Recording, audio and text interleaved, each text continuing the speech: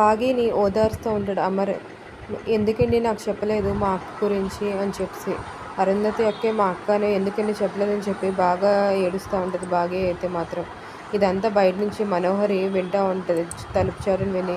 ఇంక దీనికి ఈ విషయం కూడా తెలిసిపోయింది. నిజం ఇప్పుడు నా పరిస్థితి ఏంటి అని చెప్పి తెగ అనుకుంటూ ఉంటుంది.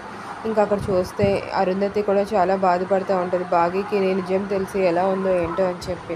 ఇంక పొద్దున అయిన వెంటనే పరిగెట్టుకొని వెళ్ళి బాగి అరుంధతితో మాట్లాడుతూ ఉంటుంది. అక్క నువ్వే కదక్క నా సొంత అక్కవి అని చెప్పి. ఇంకా అరుంధతి ఏం మాట్లాడో తెలియక సైలెంట్గా ఉండిపోద్ది. నాకు తెలిసింది అక్క నిజం నిన్నే అని చెప్పి. ఇంకా బాగి అయితే అలా మాట్లాడుతూ ఉంటే నాన్నని ఒకసారి చూడాలని ఉంది అని చెప్పి అరుంధతి అంటుంది. అప్పుడు వాళ్ళ ఇంటికి తీసుకువెళ్తే ఇంకప్పుడే అక్కడికి రామ్మూర్తి వస్తాడు. వచ్చి వీళ్ళిద్దరూ మాట్లాడుకుందని చూస్తూ ఉంటాడు. బాగి ఎవరు కనిపించకుండా ఎవరితో మాట్లాడుతుందని చెప్పి ఇంకా మంగళ చెప్పిన విషయం గుర్తుకొస్తుంది. బాగి ఎవరితోనే మాట్లాడుతూ ఉంటుంది. అది ఆత్మ అని తెలియక మనిషి అనుకొని మాట్లాడుతుంది అని చెప్పి. ఇంకా దగ్గరికి వచ్చి రామ్మూర్తి బాగితో ఇలా అంటూ ఉంటాడు. ఇంకా అప్పటికే అరుంధతి వాళ్ళ నాన్నని చూసి నాన్న వస్తున్నారని చెప్పి బాగికి చెప్తుంది.